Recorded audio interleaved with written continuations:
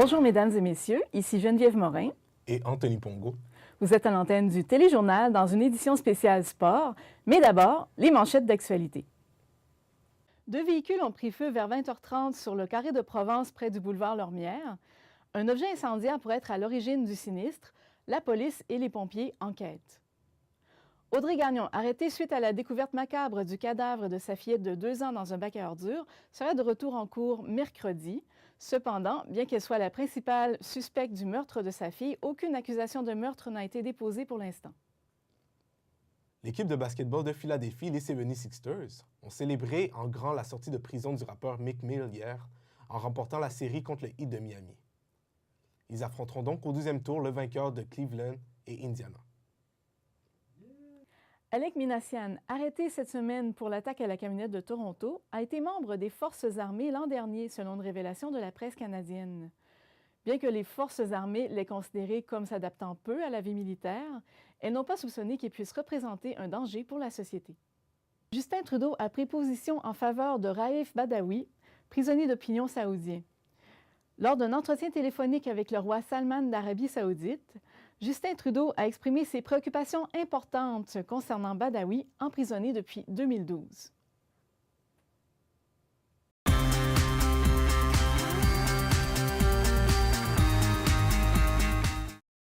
Nous avons avec nous en studio notre journaliste Emmanuel Jacques. Emmanuel, qu'est-ce qui se passe du côté de la boxe?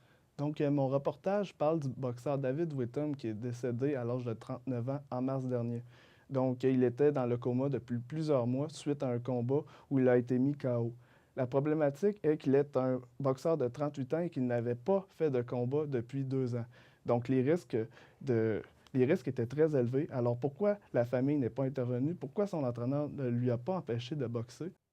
Allons voir ce qu'il y en est. Le boxeur David Whittam est décédé à l'âge de 39 ans. Le pugiliste n'est jamais sorti d'un coma dans lequel il était plongé depuis sa défaite aux mains de Gary Kopas le 27 mai dernier à Fredericton. L'exemplaire a contacté la Régie du Québec pour mieux comprendre pourquoi il n'y a pas d'échange d'informations interprovinciales lorsqu'il y a suspension de licence dans une province. Après un bref échange par courriel, la responsable des communications et porte-parole de la Régie et avocate n'a pas voulu commenter davantage la situation et n'a pas répondu à ma demande d'entrevue en personne. L'exemplaire a également contacté Kevin Dubé, journaliste sportif pour le Journal de Québec, qui a été un des derniers journalistes à avoir fait une entrevue avec David Whittam avant son combat. Monsieur Dubé demeure ambigu sur la question. C'est difficile de jeter la pierre sur quelqu'un dans ce dossier-là parce que ce que David Whittam a fait, il n'y avait plus de licence depuis 2013, il n'avait même pas essayé d'en avoir une au Québec, puis il se battait ailleurs, c'était battu en Alberta, il allait se battre au Nouveau-Brunswick. Il avait un peu trouvé la faille dans le système. Il s'était préparé, le combat avait été planifié à l'avance, il s'était préparé, il avait fait son camp d'entraînement en conséquence, il était en forme, avait arrêté de consommer, il avait tout fait pour être en forme pour ce combat-là. Le journal s'est entretenu avec Fernand Marcotte, un ancien boxeur professionnel qui a été classé 8e au monde en 1976 et est un ancien entraîneur de boxe. Ne voulant blâmer personne dans le retour au jeu de David, il demeure toutefois sceptique dans la décision de David d'avoir repris le ring aux professionnels. Oui, c'était très risqué parce que dans le poids qui se battait, c'était un poids tout de même milieu. Alors, mettons, les boxeurs sur ce poids-là frappent plus fort versus le poids. Alors, c'était des gros risques, puis il y a eu des combats très durs aussi avant la fin de sa carrière. Là. L'entraîneur de David Whittam, François Duguay, explique que la préparation de son boxeur était sans faille et fait comprendre que la décision finale d'aller se battre revient toujours au boxeur. Écoute, son attitude était très bonne. On a eu un bon 16 semaines de préparation. Ça veut dire que sa préparation était excellente. Il se sentait bien, il était calme. On avait un adversaire devant nous autres qui était très battable. On dit un winnable fight. C'était un combat qui était très gagnable pour nous autres. Fait que, non, il était très bien, il se sentait bien. Même si les risques étaient élevés pour M. Whittam, sa préparation, sa sobriété ainsi que son expérience étaient des éléments clés pour lui permettre d'éviter le pire. Ici Emmanuel Jacques, l'exemplaire. Donc, Emmanuel, y a-t-il eu des répercussions dans le monde de la boxe? Justement, François Duguay, qui est l'entraîneur de David Whittam, a 2 poulains qui l'entraînent, donc Kimi Saint-Pierre et Mike Breton. Pour le premier, Mike Breton, il a 4 enfants et il est le premier à dire qu'il veut apprendre ses enfants à marcher et non l'inverse. Donc lui, il ne veut pas qu'il ait de conséquences plus tard, donc il a décidé d'arrêter. Pour Kimi Saint-Pierre, il voyait qu'il n'avait pas assez de talent pour continuer, donc il est allé à Philadelphie faire son combat et quand il a réalisé son rêve d'avoir été dans la boxe professionnelle, il a arrêté, sachant qu'il ne voulait pas lui également avoir de conséquences plus tard. Puis, est-ce qu'il s'agit d'un cas unique? Non, j'aimerais ça faire un comparatif avec un boxeur albertain. Lui, sa situation, c'est qu'il a été appelé 2 semaines à l'avance pour faire un combat. Il a accepté, mais lui aussi, ça faisait longtemps qu'il n'avait pas boxé. Lors du premier round, il a tombé 4 fois et au deuxième round, il a été mis KO. Ce que je veux en venir, c'est que M. Whittam, il avait des problèmes de consommation dans le passé. Il boxait beaucoup pour le chèque. Mais il était sobre maintenant depuis plusieurs années. Il ne le faisait pas pour l'argent, il le faisait pour l'adrénaline. Lui, il s'était préparé depuis plusieurs mois pour ce combat et pendant tout le combat, il dominait jusqu'à la fin où il y a eu une malchance. Donc, ceux qui commencent à poser des questions, lorsqu'on sait toutes ces choses, bien, on peut comprendre maintenant la décision de M. Whittam. D'accord. Puis, peux-tu nous en dire plus sur la régie? Oui, dans le fond, c'est quelque chose d'un petit peu curieux. Dans le fond, la Régie du Québec n'a pas voulu renouveler la licence de M. Whittam parce que, justement, il voyait les risques élevés qu'il pouvait y avoir. Cependant, M. Whittam a pu boxer au Nouveau-Brunswick parce que la Régie a accepté de lui fournir une licence. Donc, c'est un petit peu bizarre.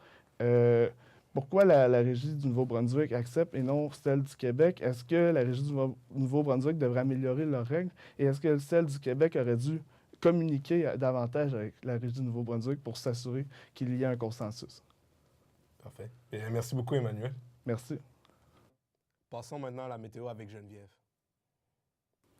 Météo, malheureusement, pour les prochains jours, on va avoir un temps un peu chagrin, comme cet après-midi, avec des averses qui sont prévues. Ce soir et cette nuit, on va avoir des précipitations de 15 à 25 mm, avec des rafales de vent de 20 à 40 km/h, maximum de 8. Demain, à peu près le même scénario, des rafales de 20 à 40 km/h qui vont s'atténuer en après-midi, avec également des averses de 15 à 25 mm de pluie. Et pour vendredi, on va avoir le retour du soleil avec un maximum de 12. Merci, Geneviève. Anthony, vous nous avez préparé un reportage sur l'engouement envers le basketball. Oui, exactement. Allons voir les images. Pose des questions, pose-les bien. Si tu veux des questions, genre pour toi, je vais les poser tout le monde. Genre tout le monde est là pour toi. Ce que j'ai à dire, c'est pour de vrai, amuse-toi, je peux gagner. Let's go! Selon la Fédération de basketball du Québec, en 2014, il y avait plus de 40 000 sportifs qui pratiquaient ce sport dans la province. Ce nombre ne cesse d'augmenter depuis. Des stars de la NBA telles que Stephen Curry et LeBron James ont contribué à la popularisation de ce sport. L'entrée de joueurs québécois dans la Grande Ligue, notamment Chris Boucher, a également augmenté l'intérêt du peuple nordique envers cette pratique. Je pense que le fait que les jeunes peut-être voient que c'est accessible, parce qu'on a beaucoup de joueurs ici qui partent à l'extérieur, mais il y en a d'autres qui reviennent, qui partent des programmes puis tout. Je pense que c'est quelque chose qui motive les jeunes, qui leur donne envie de jouer et commencer chez eux pour peut-être aller plus loin plus tard. Cependant, le manque de disponibilité de terrain risque de nuire au développement des adeptes de ce sport. L'entraîneur privé Sam Anthony Tsogo attend une réponse de la ville. Même, il y a une semaine, il y a plein de personnes qui me demandent est-ce qu'il y a des open gym, est-ce qu'il y a des open gym, est-ce qu'on peut jouer. Puis je pense que la ville va comprendre qu'on doit peut-être faire de quoi pour les jeunes. On doit peut-être offrir plus de gym. Le maire de Québec, Régis Labaume, partage le même avis. Basket, on va multiplier les terrains de basket à Québec parce que c'est un sport qui, dans ma tournée, quand je suis allé voir les jeunes des écoles secondaires, on m'a beaucoup parlé de basketball. On n'en a pas suffisamment. Et je ne doutais pas, je ne pensais pas que le sport était aussi populaire qu'il est. Malgré le climat hivernal qui règne sur la province, les jeunes Québécois semblent s'intéresser de plus en plus à un sport d'été, le basketball. C'était Anthony Pongo pour l'Exemplaire à Québec. William Lapierre nous a concocté un reportage sur un sujet original, la pénurie de cuisiniers dans la ville de Québec.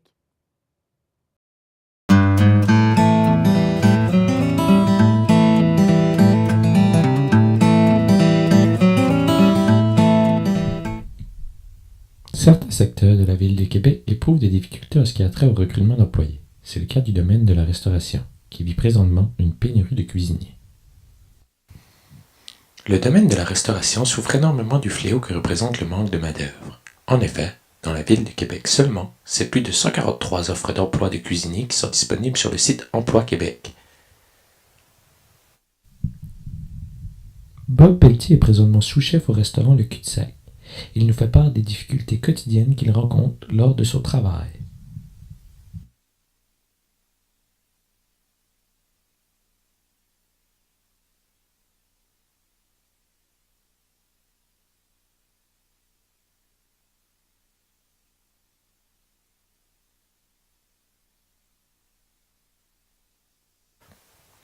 Les employeurs peinent à trouver des cuisiniers qualifiés. Ils doivent se tourner vers des travailleurs manquant d'expérience et parfois d'ambition, faute de choix, ce qui, autrefois, n'était pas envisageable. Étant lui-même dans le métier de la restauration depuis plus d'une dizaine d'années, Éric Tremblay pense que le stress, les salaires dérisoires, ainsi que les horaires peu pratiques pour les gens avec des enfants, contribuent à accentuer cette pénurie.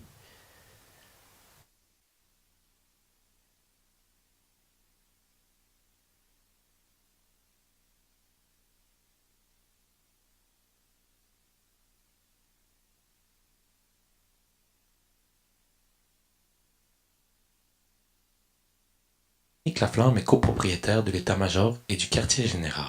Dans le cadre de reportages pour Radio-Canada, il fait part des solutions possibles pour combattre cette crise chez les propriétaires de restaurants. Quand tu trouves quelqu'un de bien, tu trouves le moyen de le garder. Et souvent, d'offrir un salaire qui est juste un petit peu au-dessus de la moyenne, ça fait toute la différence. Est-ce que la solution passe par de meilleurs salaires, des horaires plus flexibles ou le partage des pourboires? Peu importe. Les grands dirigeants du secteur de la restauration devront trouver une solution, et ce, rapidement.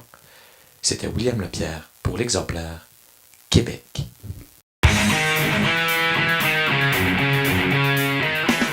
Notre chroniqueur Emmanuel Jacques nous a préparé une petite capsule sur les séries éliminatoires au hockey. Oui, donc il est important de préciser que les Maple Leafs de Toronto rencontrent les Bruins de Boston ce soir à 19h.